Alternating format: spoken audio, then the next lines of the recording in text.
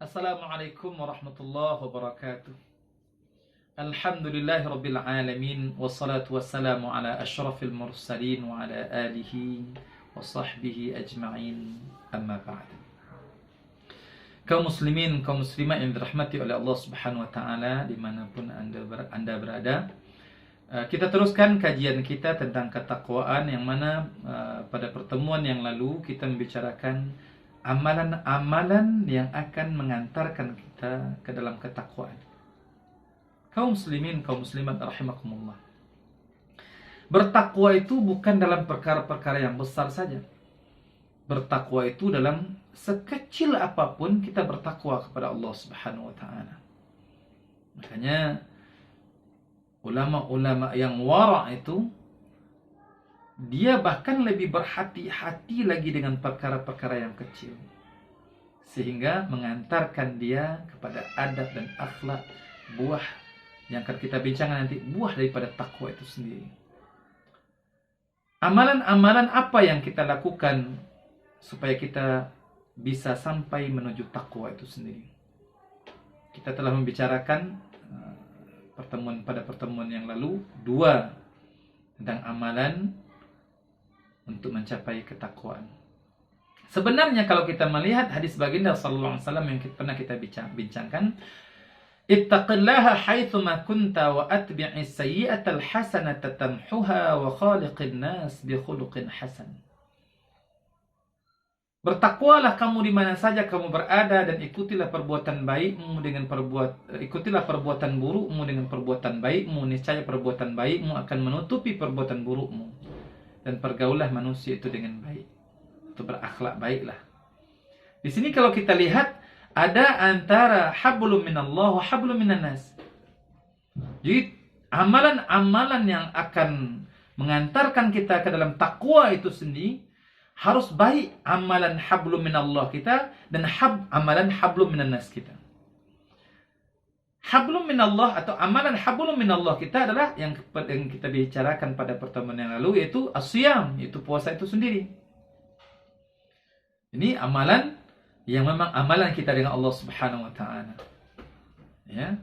Orang kalau dia berpuasa, ya, kemudian dia sendiri di rumah atau istrinya pergi keluar belanja, anak-anaknya bermain, ya, ada makanan di dalam kulkas, ya, bisa saja dia memakannya dan istrinya nggak tahu dan anak-anaknya nggak tahu, tapi dia beramal karena Allah Subhanahu wa taala, sehingga dia tidak mampu untuk memakan makanan itu. Sebab apa? Allah melihatnya. Makanya as-siyam, itu puasa itu adalah amalan yang akan mengantarkan seseorang kepada takwa kepada Allah Subhanahu wa taala. Yang kedua kita bicarakan pada pertemuan yang lalu adalah masjid. 7 golongan yang akan mendapatkan perlindungan Allah Subhanahu wa taala, yang mana pada hari itu tidak ada perlindungan melainkan hanya perlindungan Allah Subhanahu wa taala. Salah satunya rajulun qalbuhu mu'allaqun aw muta'alliqun bil masajid. Seorang laki-laki dan hatinya senantiasa bergantung ke masjid, atau hatinya senantiasa tergantung di masjid. Pulang-pulang kemana-mana dia ingin ke masjid. Mau datang waktu salat dia ingat masjid lagi. Masya Allah nih. Dan laki-laki ini adalah laki-laki yang akan Allah lindungi. Bagaimana dengan wanita? Wanita sebenarnya dalam satu pendapat menyatakan bahwa kalau suami sudah pergi ke masjid, suami mendapatkan 27 derajat salat berjamaah, dan si istri mendapatkan 2 kali lipat dalam satu pendapat. Sebab apa? Sebab si istri dia menyiapkan keperluan suaminya semuanya, dan itu pahalanya teramat besar. Sehingga si istri mendapatkan pahala 2 kali lipat berbanding suami. Masya Allah. Makanya wanita itu kalau dia sangat mudah masuk surga. Tapi kalau seandainya dia mendurhaka kepada suaminya, maka nerakalah tempatnya. Sebab banyak wanita yang beriman kepada Allah dan Rasul, tapi yang menyebabkan dia masuk neraka bukan taatnya, yang bukan menyebabkan dia masuk neraka bukan dia durhaka kepada Allah dan Rasul, tapi durhaka kepada suaminya. Sebab pernah ditanyakan oleh para wanita di zaman Rasulullah dalam hajatul wada' itu, dalam haji wada' itu, ayakfurna billahi wa rasulih, apakah wanita itu yang banyak menghuni neraka itu disebabkan mereka durhaka kepada Allah dan Rasulnya? Ya Rasulullah, tidak. Bisa jadi dia ngaji bagus, pengajian hebat, bahkan bisa jadi dia seorang ustazah yang hebat berceramah, tapi ketika dia durhaka kepada suaminya, dia bisa mengantarkan dia ke dalam neraka. Kata Nabi, yakfurnal ashir, dia durhaka kepada suaminya, kata Nabi sallallahu alaihi wasallam. Namun kata Nabi sallallahu alaihi wasallam dalam hadis yang lain, kalau dia jaga salat 5 waktunya, dia jaga puasa Ramadannya, dia taat kepada suaminya, surga, kata Nabi sallallahu alaihi wasallam. Dan kalau seandainya istri kita itu ingin dia pergi ke masjid, maka jangan dilarang, kata Nabi sallallahu alaihi wasallam. Maka wanita memang salatnya lebih baik di rumah. Tapi kalau seandainya dia ingin ke masjid, mungkin di masjid itu ada pengajian, ada majelis ilmu, dia ingin salat berjamaah di masjid, maka jangan dilarang, kata Nabi sallallahu alaihi wasallam. Kaum muslimin, kaum muslimat rahimakumullah. Dan orang-orang yang senantiasa menghidupkan masjid, dia adalah orang-orang yang senantiasa menyatakan atau menampakkan bahwa dia beriman kepada Allah Subhanahu wa taala. Innama ya'muru masajidallah man amana billahi wal yawmil akhir. Dan sesungguhnya orang-orang yang memakmurkan masjid Allah itu adalah orang-orang yang beriman dengan Allah dan hari akhir. Terus bagaimana dengan keadaan sekarang ini? Masjid ditutup semua. Padahal sebenarnya kalau seandainya di tempat umum, di tempat supermarket, di pasar raya contohnya, masih orang lagi berbelanja dan kemudian dipraktekkan sistem pengecekan suhu, kemudian disediakan air untuk basuh tangan dan pakai masker. Sebenarnya tidak perlu untuk menutup masjid. Dan sama dengan fatwa MUI, kalau zon itu zon aman, zon rendah dan tidak ada yang terkena COVID-19 di zon itu, maka tidak perlu masjidnya ditutup. Cuma dilaksanakan aturan-aturan yang untuk menjaga supaya jangan kita terjangkiti. Kita membersihkan tangan, kemudian. Dan bahkan sebenarnya kalau orang-orang Islam itu betul-betul dia berwudu dengan wudu yang cantik, wudu yang bagus, berkumur-kumur dia, kemudian dia berkumur-kumur dengan bagus, dia sikat giginya dengan bersih, kemudian dia masukkan air ke hidungnya, dia keluarkan kotoran-kotoran hidungnya, dia betul-betul membersihkan atau bersuci dengan seperti mana bersucinya Rasulullah SAW, maka bakteri itu nggak akan masuk, nggak akan sampai kepadanya, akan terbuang. Tapi kadang-kadang kita nggak mau berkumur-kumur, gigi nggak mau bersiwak. Kadang untuk memasukkan air ke hidung, bukan memasukkan air ke hidung, tapi menyemburkan air ke hidung. Sebenarnya cara berwudu yang benar itu, atau menghirup air itu, betul-betul dihirup, kemudian rasa perih, kemudian dibuang. Ya, bakteri itu akan keluar sendiri. Makanya orang Islam itu dibersih. Dan apatah lagi masjid, ya, dibersihkan, di vacuum, kemudian dispektan, ya. Maka masjid sebenarnya tidak perlu ditutup. Dan kalaupun ditutup, lebih kurang hanya 2 minggu. Ini sampai berminggu-minggu, sampai berbulan ini sudah tidak ada para sahabat melaksanakan seperti ini. Kalau satu kawasan itu betul-betul lockdown, ya, dalam 2 minggu mata rantai itu sudah terputus. Inkubasi bakteri itu atau virus itu hanya 2 minggu.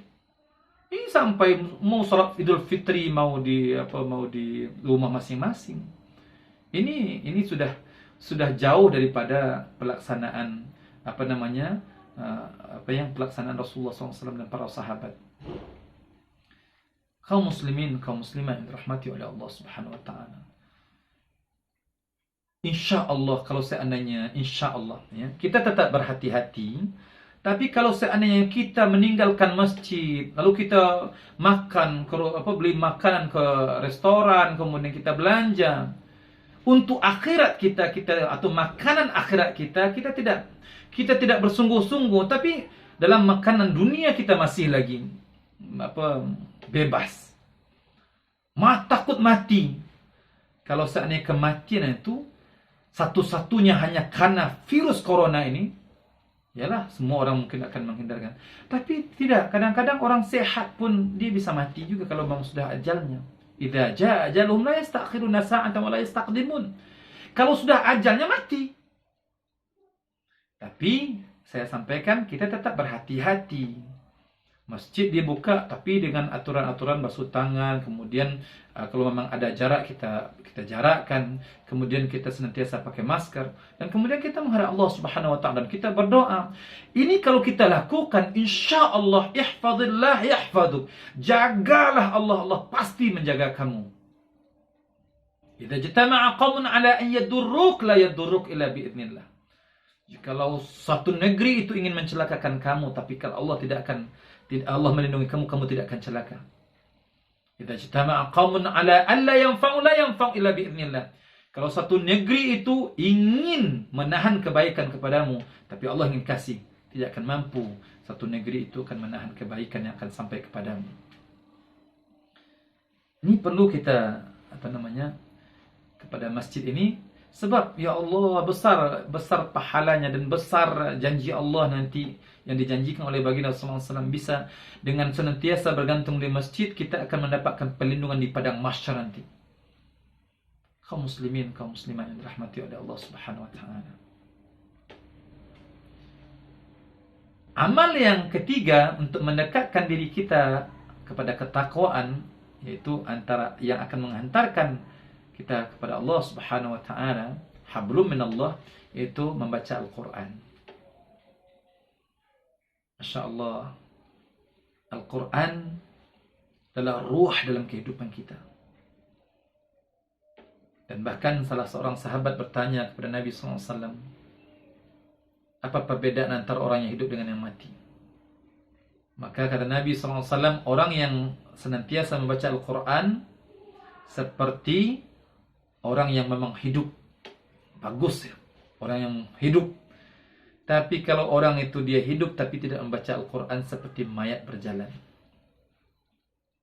Coba bayangkan. Orang kalau dia baca Al-Quran betul-betul dia hidup. Orang yang punya nyawa. Tapi orang yang nggak baca Al-Quran seperti mayat berjalan. Nggak ada nilainya di sisi Allah Subhanahu wa taala. Saya mengajak kepada kawan-kawan, sahabat-sahabat, ya, jamaah semuanya. Kalau ada punya duit, datangkanlah guru ke rumah kita, belajarlah Al-Quran. Sebab Al-Quran inilah yang akan menyelamatkan kita dalam kubur kita. Dan Syekh Muhammad Iqbal, salah seorang penyair Islam yang terkenal di Pakistan, Syekh Muhammad Iqbal ini akan mengatakan, kalau kamu ingin berbicara dengan Allah, salatlah. Kamu ingin mengadukan hal-hal kamu, perkara-perkara kamu, kegundahan kamu, masalah kamu, maka salatlah. Dan kalau kamu ingin Allah berbicara kepadamu, kalau kamu ingin Allah berbicara denganmu, Masya Allah, pencipta yang agung berbicara dengan kita, maka kata Syekh Muhammad Iqbal, bacalah Al-Quran. Allah, Allah, Allah, Allah.